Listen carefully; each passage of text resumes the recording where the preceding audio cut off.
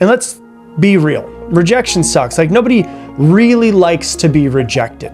It gives you this feeling in the pit of your stomach when somebody says no, right? And the thing I really want to talk about before I talk about how to get past this, I really want to talk about the actual rejection itself. Like, we talk about rejection kind of like it's a nuisance or like it's a minor inconvenience. But if we're like being brutally honest, like if you really think about rejection, sometimes being rejected can feel like you got punched in the face or like a punch to the gut, where it's just like, oh God, it hurts. Like, it can feel personal. It can feel shameful, almost like you're not worth it. It can bring up all of your insecurities of not being good enough or smart enough or pretty enough or not lovable, whatever your insecurities might be. So it really, really can hurt. But the interesting thing about rejection is we try to avoid it as much as we possibly can, like as if it's the enemy. But what if rejection wasn't your enemy? Like, what if rejection was the absolute training ground for the traits and the characteristics that you actually want within yourself? Like, rejection is how you build courage. You cannot build courage unless you're willing to put yourself out there and be rejected and face it. Facing rejections is required for you to build a life of freedom and for you to build a life of success. So the very training ground of what we want in life and who we want to be oftentimes comes from having to be rejected. And so the truth is, rejection, in my opinion, if you're afraid of it, if you're listening to this episode, you're probably afraid of it in some way. I think that you should actually actively seek out rejection. The most successful people in the world didn't become successful by dodging as many no's as they possibly could. They got there by piling up rejection so high that they're near immune to rejections at this point. And so let's go deeper into it. Let's talk about rejection, what it is, why it hurts so much, and how to get past it. I want to talk with you about like the neuroscience of it, the psychology of it, and then actually how to practice rejection and why you should be chasing it. And I want to talk about this today because, yesterday I was at a farmer's market with my wife, and right outside the farmer's market, there was this lady. She was sitting there and she was just asking for signups. And we were watching her, and it was just rejection, rejection, rejection. And what was wild is that she got rejected over and over and over again. I can't remember what it was. She was like trying to save the pandas or turtles, or I don't remember what it was. She was trying to save something. And even when she got a no, and we watched her get another no and another no, her enthusiasm didn't waver from one person to the next, which I loved. And I was watching, my wife was like, oh, I can never do that. Could you? And I was looking at it and I was like, yeah, I could do that. I mean, I don't want to do it, but I could do it. And the reason why is because I have been in sales since I was 19 years old. So over 2 decades at this point. And I've made hundreds of thousands of cold calls maybe at this point. I've done presentations that had so many people say no to my face. And I have detached my self-worth from someone saying no to me. When I was first in sales though, getting a no felt like my self-worth getting destroyed. And so after you get enough no's, and if you have young children, like, please get them into some form of sales. If you are young, please get into some form of sales, because the more hard work and rejection that you can get over your younger years, the better it will pay off as you become older. And we will be right back. Hey, I want to interrupt today's episode to tell you about my sponsor. It is me, myself. If you didn't know, I obviously have some coaching programs outside of the podcast to help you learn and grow and become a better version of yourself. Step-by-step programs and processes to help you become better in your life and create the life that you want. If you want to learn more about it, you can go to coachwithrob.com. Once again, coachwithrob.com. Check it out. And let's get back to the episode. And you get so many no's after a while that a no can actually become fun. And rejection actually becomes fun. And so let's talk about why rejection hurts so much. Before we talk about how to actually transform it, let's acknowledge the reality that rejection hurts because your brain actually acts like it's life or death. In neurology, it backs it up. When you're rejected, your anterior cingulate cortex and your insula, which are the same brain regions that light up when you feel physical pain, light up. So when you look at it, a simple no hurts when we're like, oh my God, that hurts. It hurts to be rejected. It's actually because your nervous system is wired to get the same parts of your brain to come online to treat rejection like it's actual physical pain. And that's why rejection feels like danger to you. You want to naturally avoid it. It is natural for us to want to avoid it because over the course of evolution, thousands of years ago, when you're rejected from the tribe, literal exile meant death. And so your brain and your wiring is saying, no, we don't want to get rejected. We don't want to get kicked out of the tribe. And so that wiring didn't just vanish because humans invented iPhones and Amazon. Your brain still equates social exclusion with a mortal threat. And so I just want to say that before we dive in, because I think that you should cut yourself some slack. Like if rejection feels heavy, it's not because you're weak, it's because you're a human. Okay. And so now here's the mental shift that I want to give you for today. Instead of measuring success by how many times you get accepted, you should start measuring your success by how many times you get rejected. Like for instance, if you're in sales and you know that your closing ratio is 40%, and you know because you've been doing it for long enough, then instead of saying, well, I just need to get 4 sales, you could also think about it as, I just need to get 6 no's. And you start measuring your no's and your yeses as both being in some sort of way of being a win, because every single no that you get gets you that much closer to a yes. And so you can measure your success by how many times you're rejected. Like, think about it. If you set a goal for yourself of getting 10 sales, so let's say it's 2 sales, right? And we're working off of your averages. What if you just flipped it for just the week and your goal was to hear 10 no's this week? How differently would you go at it? Like, it is a win every single time that someone turns you down. Like, to think of it instead of, because most people think, oh, if I get a no or I get rejected, that's a failure. What if just for the next week, just try it out, see if it works or not for you. Just try to get rejected 10 times. Try to get rejected as many times as you can. Because if you do, you'll no longer chase approval of other people. When you're trying to get no's, what you're really doing is you're starting to chase courage. And rejection stops feeling like a failure, and it becomes proof that you are playing the game of life at one of the highest levels that there is. And this whole psychological principle is called desensitization. And it means basically that you have so much repeated exposure to the thing that you're afraid of, and your brain registers, oh, I'm so afraid of this thing, I'm getting repeated exposure, I'm not dying, like there's no catastrophic consequences. And over time, your brain goes, well, maybe we shouldn't have this fear as much. So in plain English, it means the more rejections that you collect, the less that they sting. The more times that you're rejected, the less you care. The more times you're rejected, the less you see it as a reflection of your self-worth. The people with the highest fear, like that are the most afraid of fear, are the ones who haven't been rejected very much. Like the people who are the most afraid of being rejected are the ones who have not been rejected very much. And the people that are least afraid of rejection are the ones who have been rejected the most. And guess what? They're still alive. And they know they're still alive. And so they're going, well, last time I got rejected, I didn't die. So it must not be that bad. And so it's basically exposure therapy. That's what psychologists call it, exposure therapy. Entrepreneurs, if you're an entrepreneur, if you're a salesperson, if you're, any of those, we call it rejection therapy. Rejection therapy became popular through deliberate games that, these wild people that are entrepreneurs and salespeople came up with, which is like, hey, I'm going to do rejection therapy, which means I'm going to seek out rejection by asking the most ridiculous things I possibly can. Like asking for ridiculous favors that you expect no one to say yes to, just so you can go out and get rejected. Or going to a store and asking for a discount every single time you're at a store. Or daring yourself to do things that just scare you. Not because you expect a yes from somebody, but because of the fact you're actually trying to get a no. Like you're seeking out, instead of trying to get a yes and to be accepted, which is what we all kind of do unconsciously, it's like, I'm going to actively seek out people saying no to me. I'm going to actively seek out rejection, because you're training your nervous system to stop panicking at no.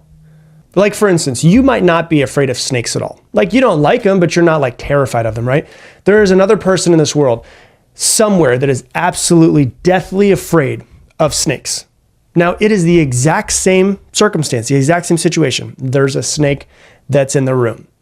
You can see it and go, that's an ugly animal, I don't really care for it. And the other person can literally start to have anxiety from it, which the only difference is it's the same stimulus It's a different response to your nervous system than it is to their nervous system. So you need to focus on training your nervous system to stop panicking at the no's. And so psychological experience have shown us over and over again that people who try rejection therapy, here's the interesting thing, they didn't really stop feeling anxious or scared of no's, but they stopped letting that scared feeling dictate their actions. So really what it did was it wasn't about erasing fear, it was about building courage. And so you could still feel the fear, but you have courage to do it anyways. It's about acting despite the fact that you're afraid of something. It's really building your courageous muscles more than anything else. And this is why so many great leaders and so many great entrepreneurs, when they're younger, at some point in time, cut their teeth in sales. It's because sales is really just like rejection boot camp. Like if you're in sales, you're basically waking up and asking yourself to get kicked in the crotch 50 times a day. Like you get door after door slammed in front of you. You get no after no after no when you pitch somebody. You get people that hang up on the phone. You get people that yell at you. And eventually you just start getting yeses. And you realize, okay, well, if I call 100 people, a certain percentage of them will say yes. A certain percentage will say no. So why don't I just call the 100 people and then I can get my yeses? And the no's are just going to happen anyways. You know, we used to have a phrase when I was in sales, when I was the first company I worked for, and it was some will, some won't, so what, who's next? That's it. Some will, some won't, so what, who's next? Eventually, you just stop trying to be rejected. Like you're stop trying to not be rejected and just realize that rejection is just part of the rhythm of progress. Like every single no gets you closer to that next yes. And so this is the key. Chasing rejection isn't about breaking yourself down. It's about trying to retrain your brain and your nervous system to stop equating no with danger. And so let's talk about how you retrain your nervous system, okay? Like how do you actually do this? Because there's a science and tested roadmap to be able to do this. So the first thing is this. Number one is you want to, and this is my challenge for everybody listening to me right now. I want you to get rejected today. I want you to put yourself out there. Some of you guys, your stomachs just got all tight, right? You're like, oh my God, I don't know if I want to be rejected. Then that means you need to be rejected.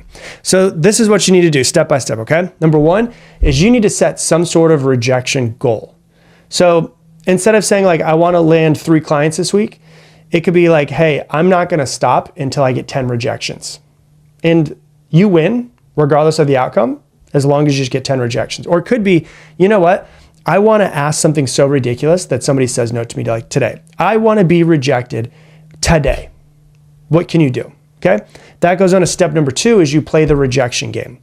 I remember seeing this years ago on like when TED Talks were at the very beginning of the, it was like 15 years ago, I want to say, that there was this guy that put this TED Talk out and he was talking about how he was so deathly like terrified of rejection and he realized that it was just destroying his life.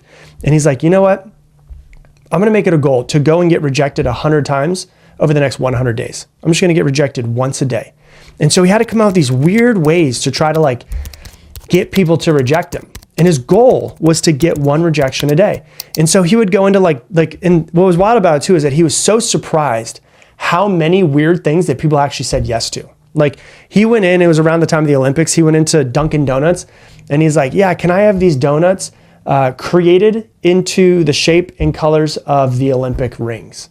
And they're like, yeah, we're not really busy right now. We could try it. And he was like, oh, I wasn't expecting him to say yes. So then they said yes to him. And then they gave him for free because they're like, that was so much fun. We haven't had anybody do something like that before. He went up to another guy's house and he was like, hey, I'm just going to try to get rejected. I have a soccer ball. I'm going to walk up to some random person's house, knock on the door, and ask if I can play soccer in their backyard. The very first guy knocks on his door. He's like, hey, can I play soccer in your backyard? And the guy's like, how long do you want to play? He's like, I don't know, like 10 minutes. He goes, yeah, I guess, go ahead. And the guy just lets him in his freaking backyard to play soccer. And what he realized is that over and over and over again, he started actually not fearing rejection. He was trying to be rejected. And he realized that sometimes when he was trying these outlandish things would have some of the coolest experience of his life. And so how can you do this? Ask for a discount at the coffee shop today. Walk in and just ask for 30%. Why? They're like, well, okay, it's going to be $5.34. Can I get 30% off? They'll always go, Why? You just go, oh no, just be cool. You'd be surprised how many people actually go, okay, we'll do it. I had this one time, this was years ago. And one of the things that I was coaching, this was probably 9 years ago at this point, I had everybody try rejection therapy. And I said, I want you to go and ask for 30% off at whatever store you walk into next. And one of the ladies walked into a purse store, asked for 30% off. And the lady goes, for what? And she goes, I don't know, just because I thought we had a pretty good connection. And the lady goes, you know what? We did. She gave her 30% off. She saved like $1,000 on a purse just because she asked for it, right? Do something that's going to get you rejected or try to be rejected in some sort of way. Ask a stranger for an oddly specific favor, ask to be part of an opportunity that you're definitely not quote unquote qualified for. Half the time you'll be rejected, half the time you'll be really shocked at how many people actually say yes. So that's the second thing, okay? I want you to play the rejection game. Number 3 is I want you to track the no's. Write them down, pen and paper. Here's the reason why. When you keep a rejection journal and you record each no over time, how it felt, what you learned, over time, because you're writing it down and you're actually processing it deeper when you write it down, the sting of rejection will fade. And then number 4, I want you to build up gradually. I don't want you to jump into the most terrifying task first because that can backfire on you. You're still just trying this out. You're just a young little pup trying it out. So try to build step by step. Like go for like a micro ejection today. That's like the 30% off at a coffee shop. Then you want to go for a little bit more aggressive, like a medium ask in the next couple of days. And then you want to ask for some crazy outlandish thing. But the thing that you're trying to do is just trying to get yourself exposure therapy to it. And then number 5, the last part of it is to celebrate your wins. When you don't get a no, or when you go out and you get a no, don't just shrug it off, like celebrate it, like high five yourself, post it on your scoreboard of your rejections. And then that will flip the emotional script of rejection hurts to rejection is actually kind of fun. And so, I like to think of rejection like a fire. Like a fire can be deadly. And if you've never seen a fire before, it could terrify you. But the more time that you spend near a fire, controlled, intentional exposure, the more that you realize that fire isn't your enemy. Fire forges steel. Fire will cook your food. Fire will warm your body when it's warm outside. And so rejection is kind of like that. It can seem terrifying until you actually learn how to use it. It can forge the resilience that's within you. So if you avoid rejection, it's kind of like the fire, stay cold. When you step into it and you step closer to it, that's how you actually start to harden yourself to become more unstoppable. And so when you look at the people that you admire the most, the greatest entrepreneurs or artists or leaders, they're not rejection proof, they're just rejection trained. When you look at like J.K. Rowling, she was rejected by 12 publishers before somebody accepted Harry Potter. When you look at Stephen King, his first novel, Carrie, was rejected 30 times. When you look at Dr. Seuss, he was rejected 27 times before his first book became a bestseller. When you look at Colonel Sanders of KFC, he was rejected by over 1,000 restaurants when he pitched his fried chicken recipe before finding one partner that would say yes. When you look at Michael Jordan, the greatest basketball player ever to play the game, we could probably debate between him and LeBron, but I would say Michael Jordan because I'm old school.